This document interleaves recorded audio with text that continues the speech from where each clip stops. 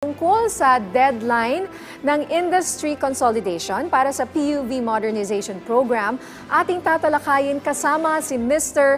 Jonathan Gesmundo, ang Executive Assistant to the Secretary of the Department of Transportation. Sir Jonathan, magandang tanghali po. Niya. Sir Jonathan, alright, ngayon kahapon po yung huling araw ng consolidation. At May 1, ito na po ang ito na yung umpisa na dapat wala na kayong extension.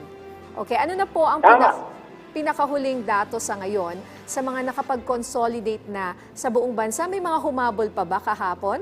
At anong mga lugar po sa bansa ang may pinakamalaking consolidation rate? Naku niya, ano ba ngayon? May 1, tanghali. Wala pa ako ng mga latest data dahil i-compile pa yan. Hinihintay pa ang reports galing sa mga regions. Kaya give us about a day or two para makompile yung final figures ng consolidation. Pero as of, I think mga 2 weeks ago o last week ay ang numero ay pumapalo na sa 78-79. At si Chairman Guadis ng LTFRB ay umaasa ng reach yung 80%. Again, paulit-ulit namin sinasabi, hindi ito aabot ng 100% dahil marami mga units na for iba-ibang dahilan ay hindi na sumali sa consolidation. Ang pinagtutuunan ngayon ng DOTR ay hindi yung yung ingay na naman ng mga nagtitigil pasada, kundi paano namin itutuloy na yung mga ibang components dahil naghihintay na yung napakaraming sumali sa programa. Ano na ang mangyayari sa route rationalization, yung pag-assign ng mga LGUs doon sa mga ruta, sa mga kooperatiba. Yun kung paano sila makakautang sa bangko, ano yung kailangan nilang dokumento. At tulad nung ginawa nga kahapon, ay kaunting dokumento lang ay pwede na silang mabilang sa consolidation. I think 4 lang na dokumento. At bibigyan sila ng mga 6 na buwan para mabuo yung lahat ng dokumentong kailangan. Yan lang ay para mabit nila yung deadline kahapon. So, ano na yung susunod na gagawin nila? Kakailangan nila makumpleto yung mga dokumento para makautang sila sa bangko, para makabili sila ng mga bagong units. Marami pang mga components yan. Doon kami nakatuon ngayon. Alright, sir, may tanong po ang ating kasamahan sa media na si Oscar Oida ng GMA News. Mayroon daw pong mga nag-consolidate as early as December. Nag-submit ng necessary documents na na-deny for consolidation. Kaso, puno na raw ang mga driver sa particular na ruta na yon. Ano raw po ang pwedeng maging consideration ninyo dito? At posible po ba silang mailipat ng ruta kung puno na yung ruta na yon? Yes, tama yan. Again, yung second component nga, yung sinasabi namin route rationalization, yung LGU ay bibigyan sila ng ruta, i-assign ang isang kooperatiba doon sa ruta. So, depende kasi ang hindi DOTR, hindi LTFRB magsasabing dito ka sa ruta na to, it is the LGU. Sila ang nakakalam, dito sa ruta na to ay sobra-sobra na kayong dami, kaya bawasan na. Dito naman sa isang ruta ay wala, kaya mag-a-assign ang LGU kung sino ang kooperatiba na i-assign na pwede doon sa isang ruta. So, ma-resolve yan on the level ng LGU kung ilan, gaano karami ang i-assign sa mga ruta. Kaya nga sinasabi namin, let's move on na dahil complicated yung mga magiging maraming mga issues na i-resolve yan. Ituloy na natin yung ang pangalan na ngayon is Public Transport Modernization Program, PTMP. Sir, ito pong sa mga nangyayari, inaasahan na po ba itong full force at strict implementation ng paghuhuli simula ngayong araw sa mga kolorum ng mga sasakyan? At paano po ang magiging proseso nito? Ganito ang pagkakapaliwanag ni Chairman Guadis. ngayong araw na to ay walang hulihan, ano? Kung magpupumilit na doon na magkakaproblema kasi kumbaga yun na nga dineklara na nga na ngayong araw na to ay kung ikaw ay hindi nakapag-sumama sa consolidation ay ikaw ay matuturing ng kolorum. Pero bibigyan ka ngayon ng pagkakataon para na bakit ka hindi sumama sa consolidation. So, sir, hindi naman agad silang pahihintuin sa pagpapasada. Kaya mga tanong po kasi ng marami. So, ibig ba sabihin, wala na talaga kaming makikita ng mga lumang jeepney na ito na namamasada ngayon sa kalye simula ngayong araw na ito?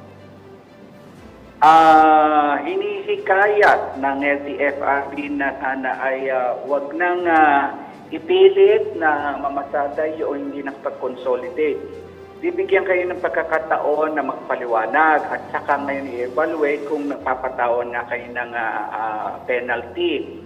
Pero after mga 2 weeks daw, sabi ng TFRB, at saka na-evaluate na, nabigyan ng mga sulat, na-evaluate na yung paliwanag, at saka lang magkakaroon ng kampanya para yung nagpupumilit pang pumasada kahit hindi nag-consolidate, doon pa lang daw magkakahulihan. Pero sana'y huwag nang humantong doon. Ipiniliwanag ng LTFRB ang napakaraming malalaking mga penalties. Huwag na tayong humantong doon. Nabigyan na ho sila ng pagkakataon. At ang sinasabi ng DOTR, itong modernization program na to ay meron pa rin mga components para yung mga hindi napasama ay pwede pa rin magkaroon ng pagkakataon makapaghanap buhay. Meron diyang skills training sa TESDA para kayo ay maka-acquire ng panibagong trabaho. Pwede kayong mekaniko, pwede kayong latero, pwede kayong electrician, etc. Pwede rin livelihood program. Bibigyan kayo ng puhunan para kumuha kayo ng maliit na negosyo. Pwede kayong tayo ng karinderya doon sa loob ng terminal, etc. Yan ho ay kasama noong buong programa. Yun nga ho ang sinasabi namin, lahat ho ng pagkakataon ay binigay dito sa programa ito para ma-modernize ang inyong jeep at hindi ho kayo mawalan ng hanap buhay.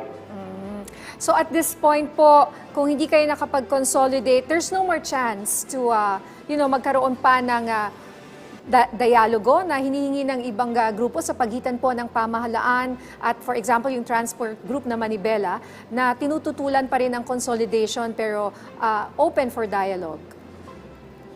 Naku, Ninya, ikasyam yata na beses na na-extend ang deadline.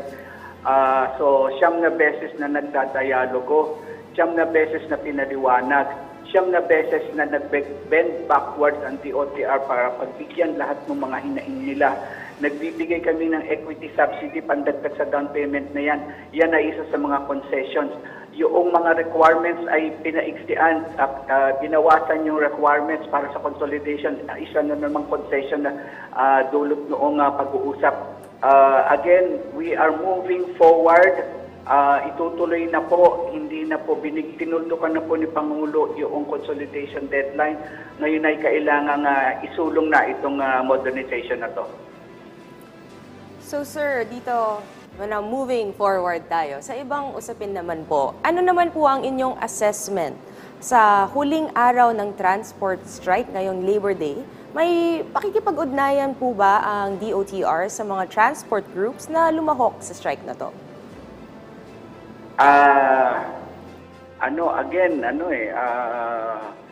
Maliit lang ang nakitang epekto noong 3 araw na transport strike na yon. At hindi na siguro useless na yung kung makikipag-dialogo, makikipag-usap. Hihingi ng concession, ibibigay concession. Pagka naibigay concession, hihingi na naman ng panibago. Pag hindi binigay, pupunta na naman sa kalye. It's a vicious cycle. Pinagbigyan na ang marami sa mga hinihingi nila. Hindi na siguro viable na maupo na naman at pag-usapan. Kasi ang gusto nila is scrap the whole thing. If we scrap the whole thing at pagbigyan sila, paano po yung daang libong mga drivers and operators na sumama sa programa? sila naman po ang titigil pasada, magpaprotesta, mag-strike at sasabihin nila, bakit nyo kami pinabayaan naman? Sumama kami sa inyo. So it's a balance between yung maliit na hindi pa rin naniniwala at ayaw sumama doon sa programa. Sir, bilang panghuli na lang po, mensahe sa ating mga kababayang tsuper, operator at sa ating mga kababayan na nakatutok ngayon. Kami nagpapasalamat sa lahat ng nagbit ng deadline kahapon para makasama at pinabigyan na konti lang yung hiningi sa kanilang dokumento para mapasama na sila, mapabilang na sila. Again, wag na hong magpumilit yung nagmamatigas na hawak namin ay prangkisa at hindi nyo kami dapat hulihin. Yung mga hindi sumama, meron pa rin pong ibibigay na due process sa inyo para magpaliwanag. At after 2 weeks pa lang po, magkakaroon ng mga hulihan na iniiwasan ng DOTR na mangyari. Pinagbigyan na ho kayo, December 30 po yung unang deadline, pagkatapos January 31, ngayon ay April 30. Pang-siyam na pong extension. I-move on na ho, gagamitin na ho yung mga, ipatutupad na po yung mga ibang components para po maayos itong PUV, itong public utility natin sa buong bansa. Okay. Kailan po namin, sir, makikita yung mga modern jeepney sa kalye? Hindi ho kasi yung pag-iisip na May 1 bawal na daw ang mga traditional jeep sa kalye. Dapat modern jeep ka na. Hindi ho. Yung programa will take about 3 to 4 years. Inaasahan namin 3 to 4 years para ang mga kooperatiba asosasyon ay makabili ng mga modern jeep. Meron na hong mga grupo, transport organizations na nakabili na sila.